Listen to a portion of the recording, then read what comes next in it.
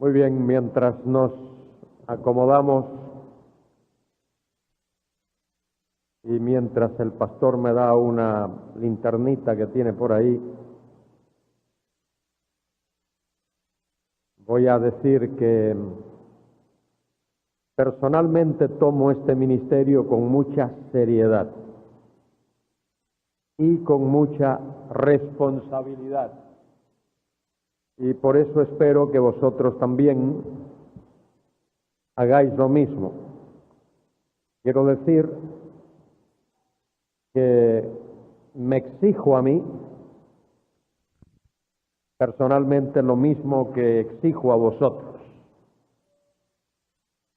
Y eso implica algunas cosas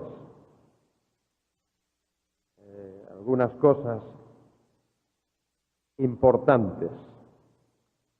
Como mencioné en una de nuestras reuniones anteriores, he sido maestro por algunos años, 20 y algo de años. No os asustéis, es que comencé muy joven,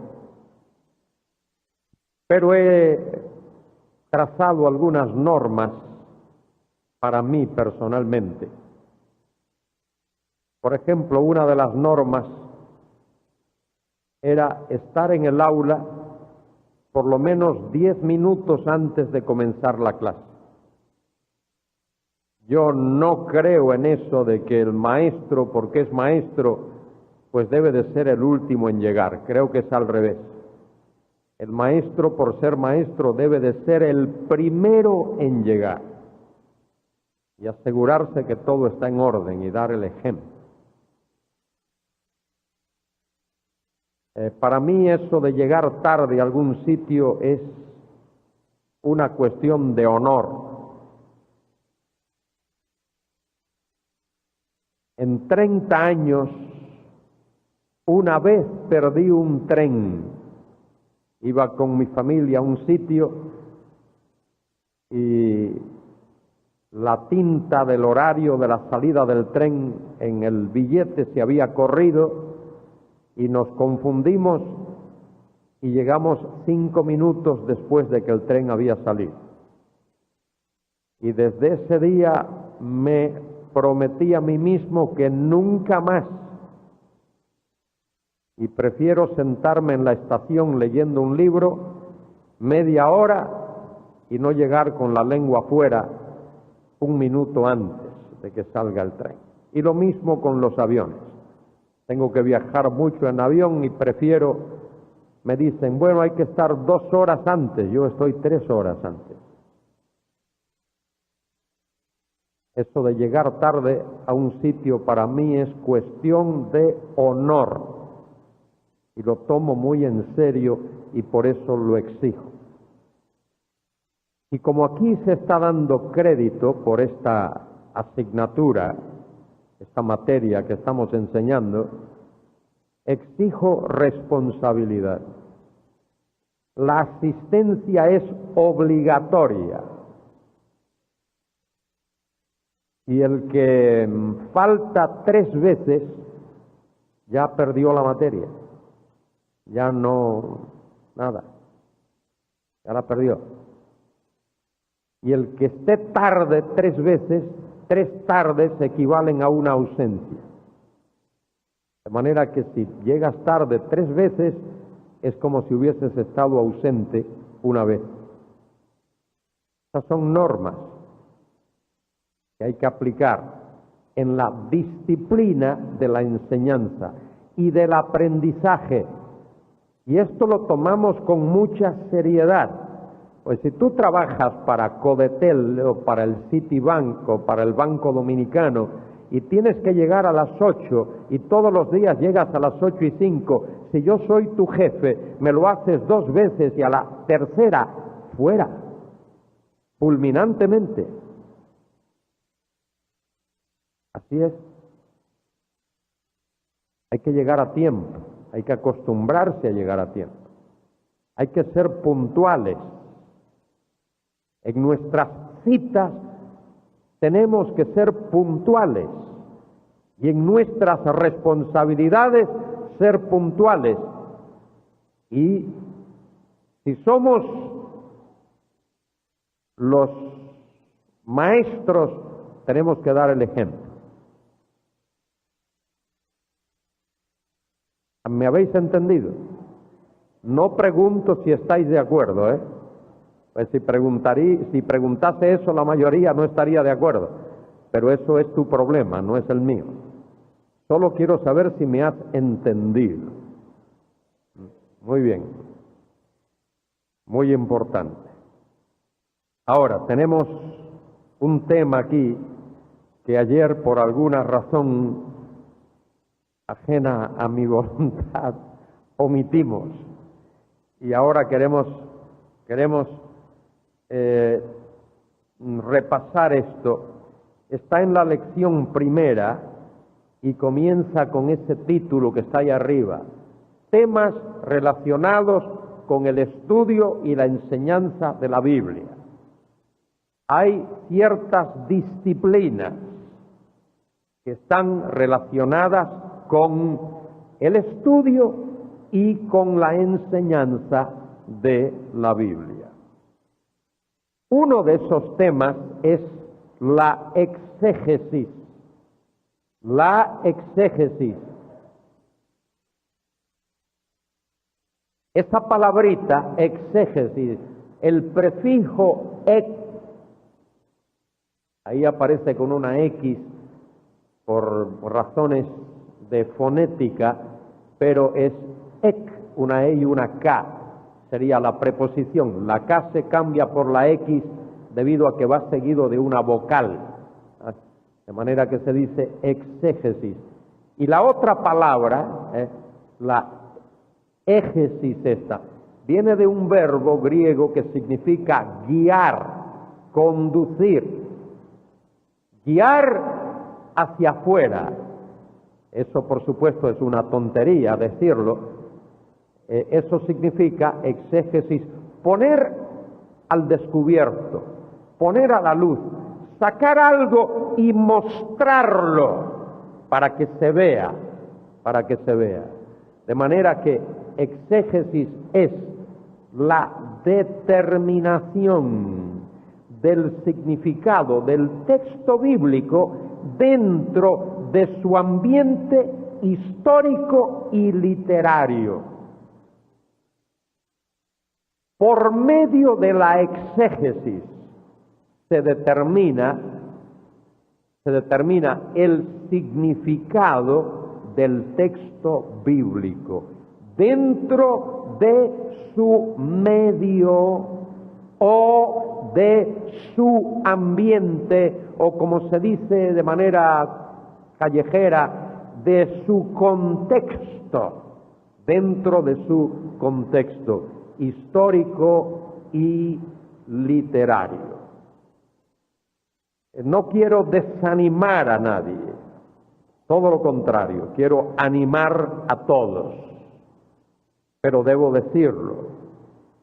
La exégesis en el sentido más puro de la expresión, más genuino del vocablo, más claro del concepto, tiene que ver con el estudio del texto en su idioma original. Ahora, yo sé que todos no somos aptos para estudiar, o no nos agrada, o no nos gusta, lo que sea, los idiomas originales, hebreo y griego. Pero eso hoy día es superado. Hay mucho material ya en castellano que nos permite tener esas fuentes en nuestro propio idioma y usar esas herramientas en nuestro propio idioma. Hay léxicos hebreo-castellano, castellano-hebreo, hay léxicos griego-castellano, castellano-griego, y hay luego material exegético también en castellano. Muy bien, exégesis. Partimos de ahí, la exégesis. Pero también como parte del estudio de la palabra de Dios está la hermenéutica. Esa palabrita, hermenéutica, no es una enfermedad, no es una bacteria, no es un virus. Hermenéutica es la ciencia y el arte, ahora sí, por las que el significado del texto bíblico es determinado. Bueno, ¿por qué se usa la palabra hermenéutica? ¿Por qué se utiliza esa palabra, hermenéutica? Se utiliza porque los griegos, particularmente en el período clásico, tiempos de Homero, por allá muchos años atrás, antes de Cristo, los griegos tenían un dios para todas las cosas. Y según la mitología griega, los dioses emitían mensajes. Ayer en la noche hablaba de oráculos. Los oráculos en el griego eran sitios desde donde los dioses hablaban. Por supuesto, eso era mitología entre los griegos. Y entre todos los dioses griegos había uno que se llamaba Hermes. Hermes. Hermes era el dios que interpretaba el mensaje de los dioses griegos. Por lo tanto, de ahí surge la palabra hermenéutica, porque viene de Hermes. Cuando los romanos conquistaron a los griegos, militarmente lo conquistaron, a su vez ellos fueron conquistados culturalmente, y los romanos retuvieron los mismos dioses pero con otros nombres. Si os acordáis, espero que os acordéis, en Hechos capítulos 13 y 14, Bernabé y Saulo, el apóstol Pablo, salen en su primer viaje misionero y van al Asia Menor, a la región de Galacia, y allí realizan cierto milagro. Y los nativos de allí creen que son dioses que han descendido. Y llaman a Bernabé Júpiter y a Pablo Mercurio, viceversa. Mercurio ahí es el equivalente de Hermes, De manera que los romanos también hicieron eso. Vamos a ver esto un momentito más, vamos a analizarlo. Hermenéutica es la ciencia. Hermenéutica es una ciencia. ¿Por qué es una ciencia? ¿Cuál es el fundamento de una ciencia? ¿Qué es lo que hace que una ciencia sea eso, una ciencia? ¿Qué es lo que hace? ¿Alguien se atreve? ¿Una persona? Uno. No todos al mismo tiempo. Uno. En voz alta. A ver, hermano.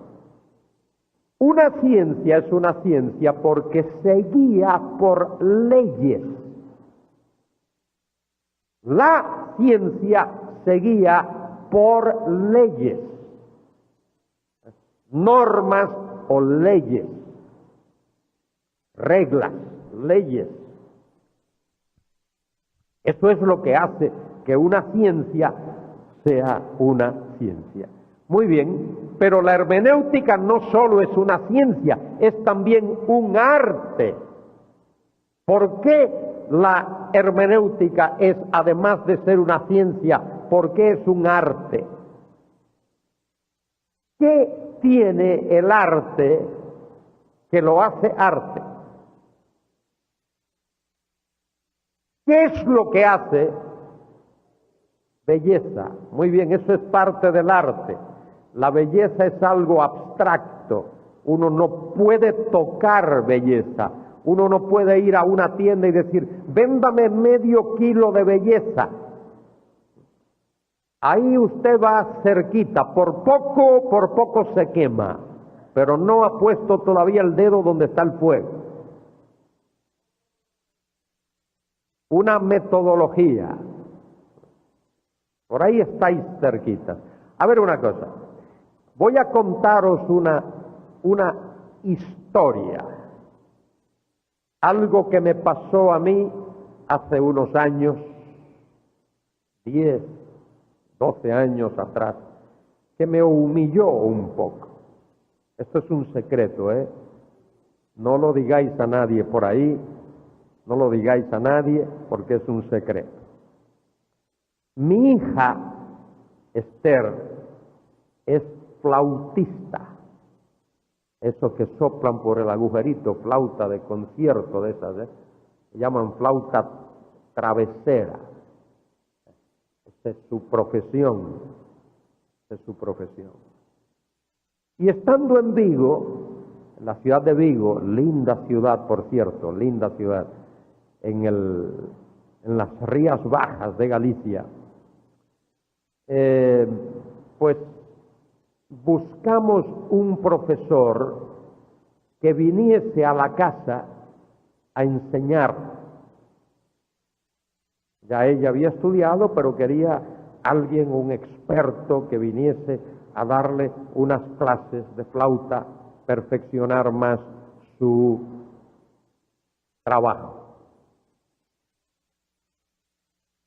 Y vino un señor, hombre joven, 30 y algo de años. Llegó a la casa, lo invité a pasar, se sentó allí en la sala y comenzamos a hablar.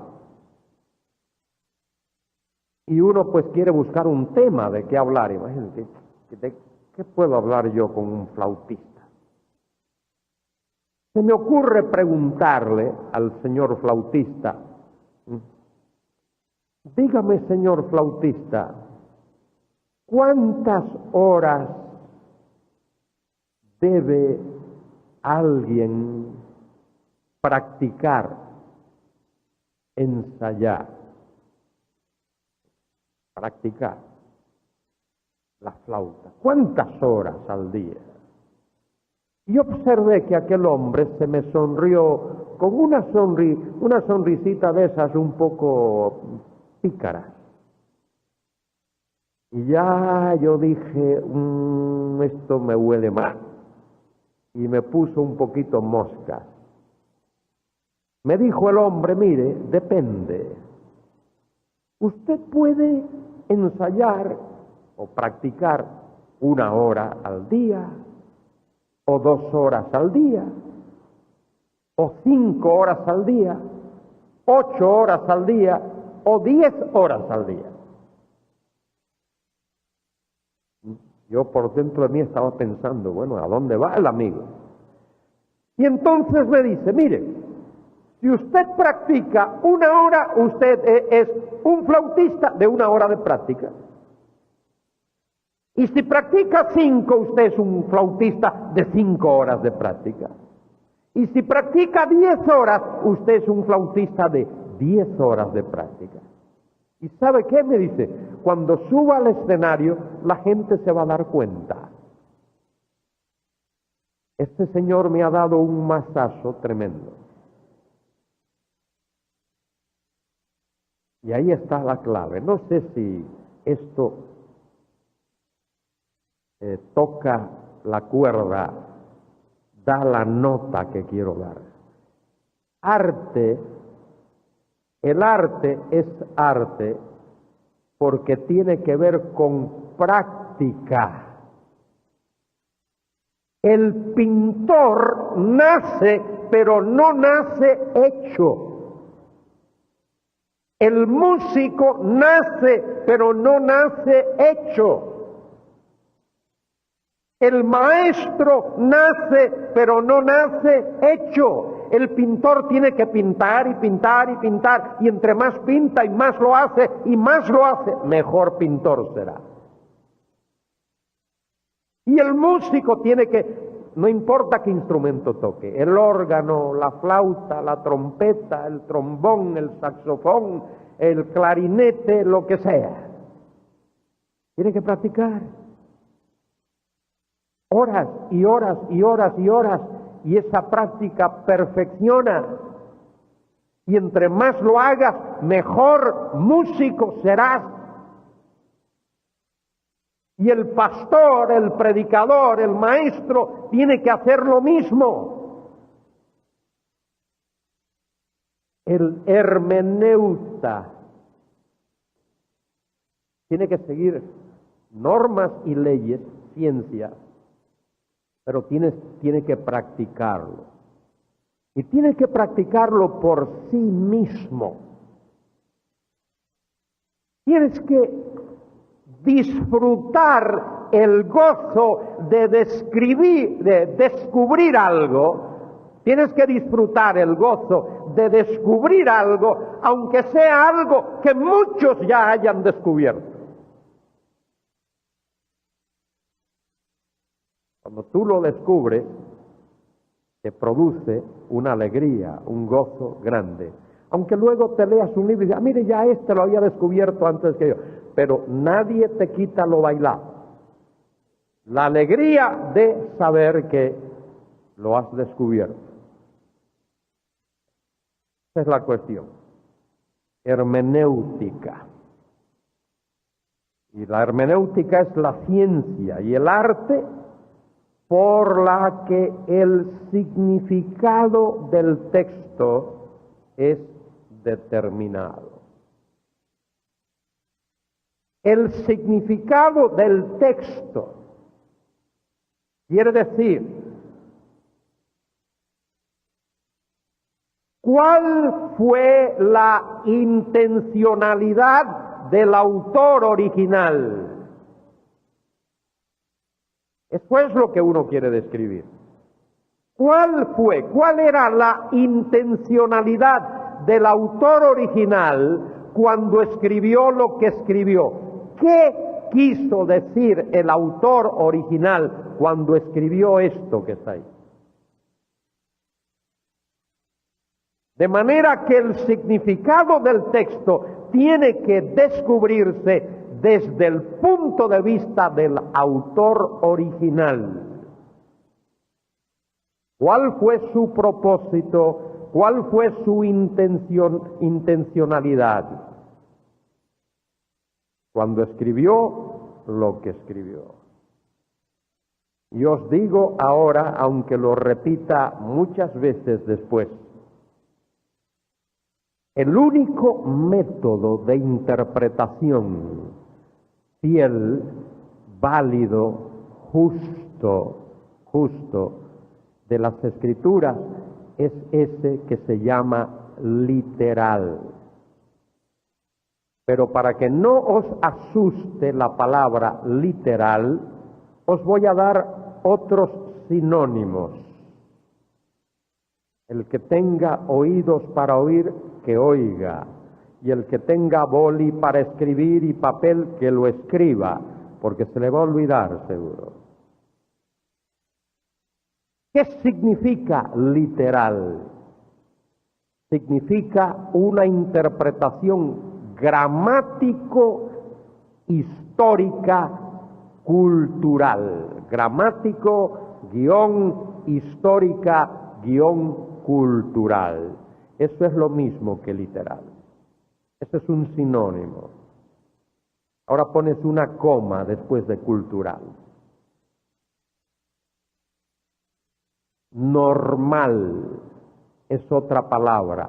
Literal, gramático, histórico, cultural también es normal. Ahora pones otra coma y pones la palabra natural. El método literal es el método natural de interpretar algo. Cuando tú te lees El Quijote de la Mancha, tu finalidad debe ser descubrir qué quiso decir Cervantes cuando escribió esa obra. ¿Qué quiso decir don Miguel de Cervantes y Saavedra cuando escribió esa obra? ¿Qué quería comunicar? ¿Qué quería comunicar? De manera que tenemos literal, gramático, histórico, cultural, normal, natural, y hay otra palabrita más, llana, tal cual, llana o llano, el método llano de interpretar. Así se debe de interpretar la Biblia. No se debe interpretar la Biblia alegóricamente. No se debe interpretar la Biblia simbólicamente. No se debe interpretar la Biblia metafóricamente. La Biblia se debe interpretar de manera normal, natural, llana, literal, gramático, histórico, culturalmente.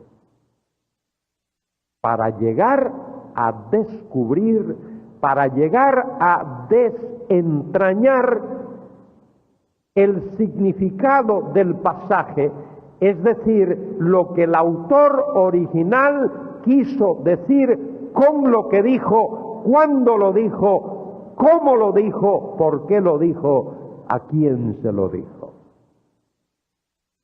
Entre paréntesis, ahora mismo, todos sin excepción, busca tu pasaje favorito. Mirad que digo pasaje, no solo un versículo. Ese versículo tiene que estar dentro de un párrafo.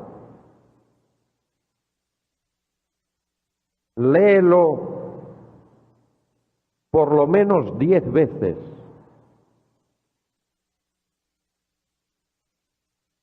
Espero que no hayas escogido el Salmo 119. Pero que tampoco hayas escogido el 117, que es un salmo bonito.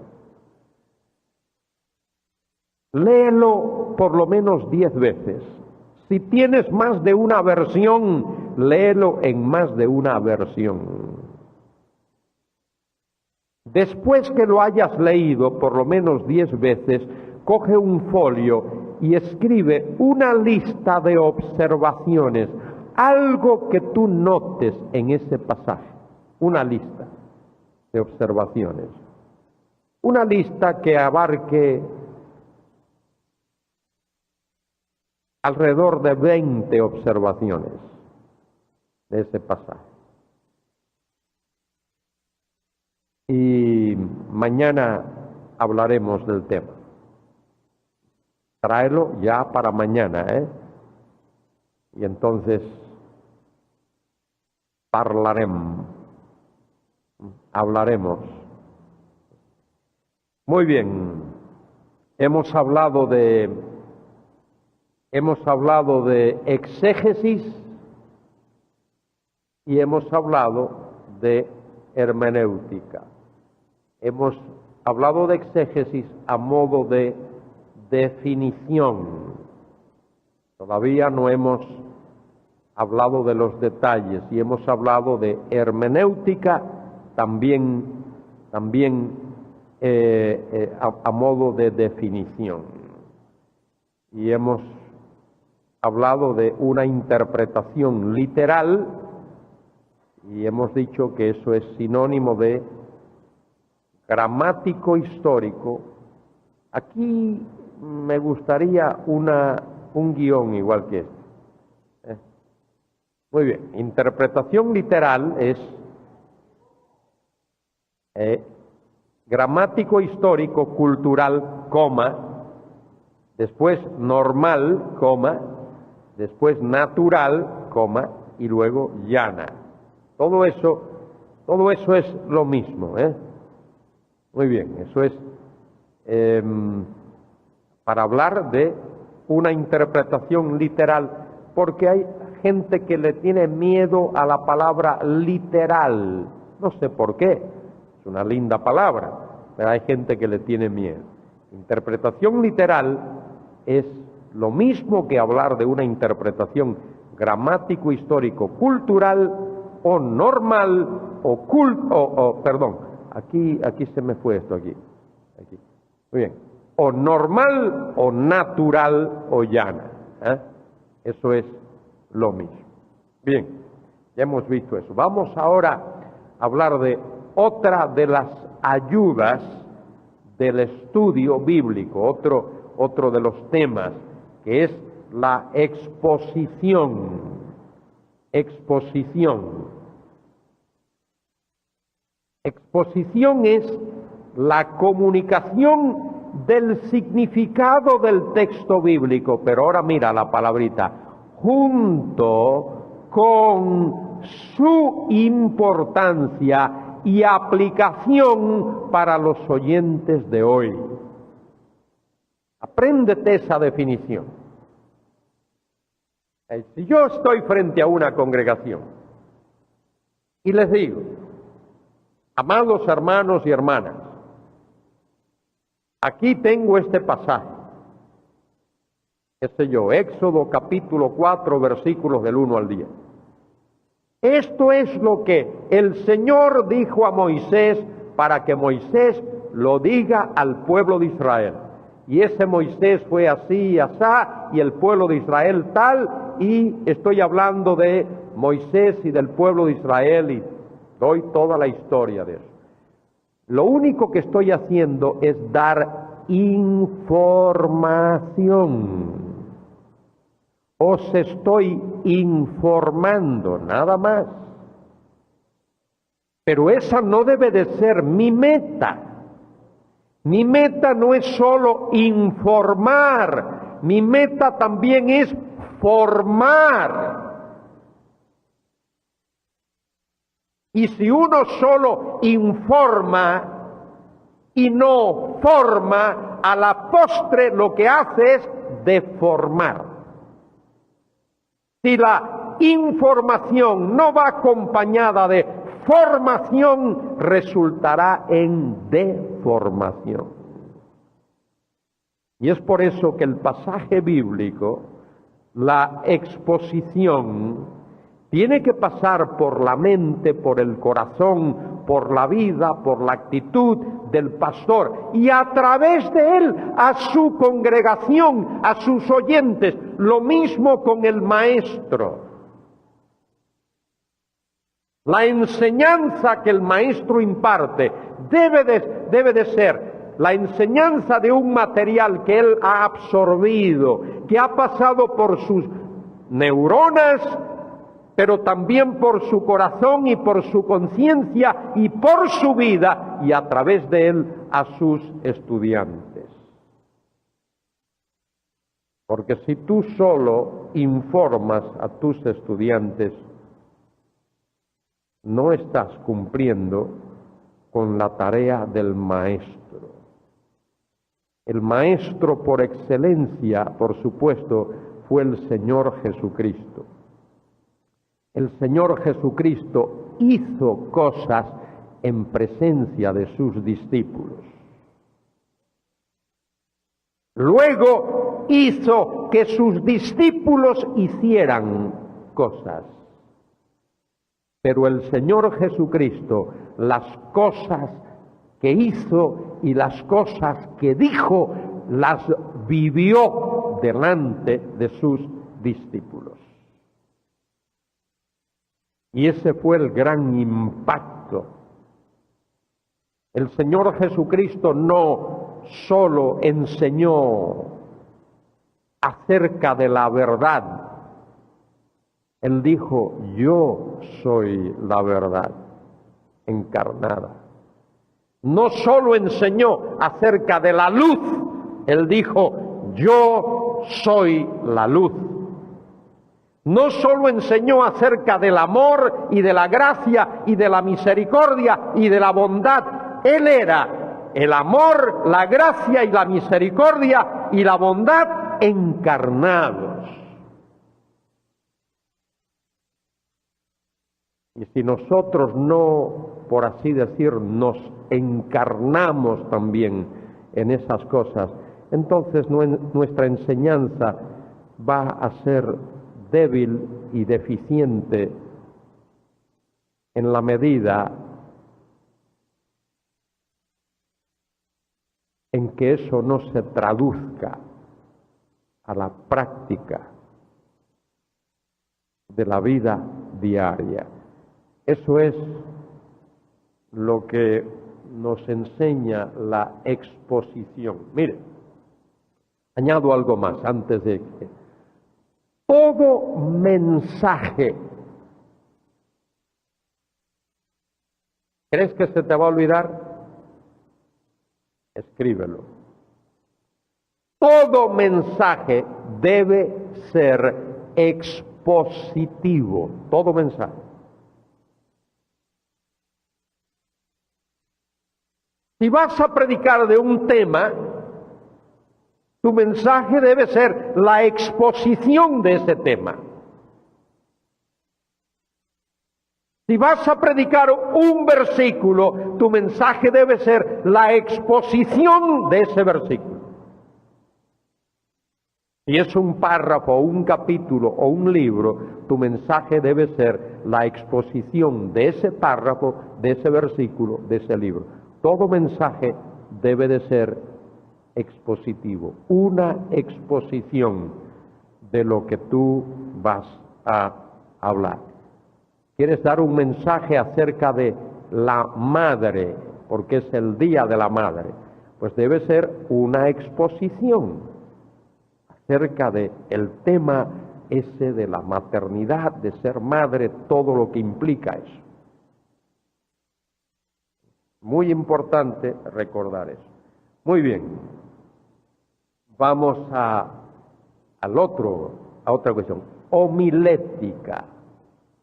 Homilética. ¿Y qué es la homilética? Mire, también es ciencia y es arte. ¿Por qué es ciencia? ¿Por qué es ciencia? Porque se guía por leyes. ¿Y por qué es arte? Porque hay que practicarlo. Hay que practicarlo. A veces delante del espejo tienes que practicarlo.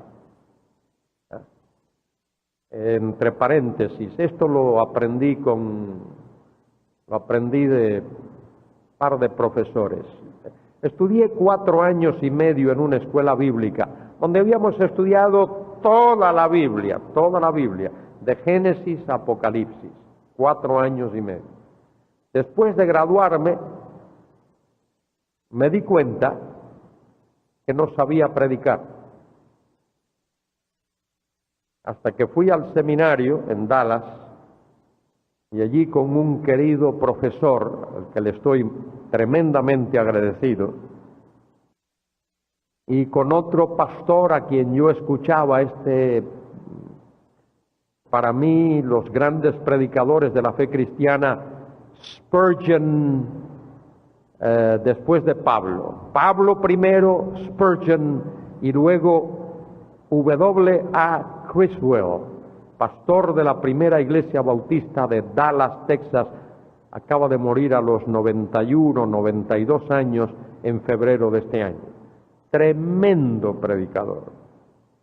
Y una de las cosas que aprendí de estos señores es lo importante de hablar con claridad. Esto hay que practicarlo. Por eso la homilética es ciencia y es arte. Tienes que acostumbrarte a pronunciar bien las palabras, no a babucearlas. La gente que está allí, tengo que decir, ¿qué dijo? No entendí. Tienes que hablar con claridad. Y eso es algo que uno aprende en clases de lingüística, etcétera. Tienes que saber, la lengua es lo que se llama el articulador. La lengua es el órgano que es el articulador de las palabras. ¿Dónde la colocas? ¿Cómo la colocas dentro de tu boca para pronunciar bien las palabras? Tener una dicción clara, que la gente entienda lo que dices. Muy bien, homilética es la ciencia y el arte por los que el significado y la importancia del texto son comunicados mediante la predicación. Homilética tiene que ver con predicación. Una homilía es equivalente a un mensaje. Homilía es un sermón, es un mensaje. Homilética es el arte y la ciencia, o la ciencia y el arte de predicar, de comunicar con eficacia el texto de la palabra del Señor. Muy bien, algo más antes de terminar, una cosita más que se llama pedagogía. Aquí hay pedagogos que me podrían enseñar a mí mucho acerca de esto. No soy pedagogo, he estudiado algunas clases de pedagogía, pero no soy pedagogo. Pedagogía es también la ciencia y el arte por los que el significado y la importancia del texto bíblico son comunicados en una situación de enseñanza. Homilética es en una situación sermónica. Tú hablas a la gente y ellos escuchan, pero luego, a mí me gustaría hacer esto, todas las veces que predico, me gustaría decir, hay algo que la audiencia no ha entendido, algo de lo que he dicho que no se haya entendido, y obtener esa información para poder aclarar. Pero pedagogía es diferente. Pedagogía se hace en el aula, en un medio de enseñanza, y allí sí puedes tener esa reacción de tus estudiantes, eso que llaman en inglés el feedback, que tú sepas dónde no aclaraste, dónde no enseñaste bien. A uno a veces le parece que lo ha explicado bien, pero no ha sido así y alguien se quedó sin entender. Muy bien, aquí nos detenemos. Vamos a hacer nuestro descanso aquí ahora y volveremos. Pastor, aquí está la plataforma.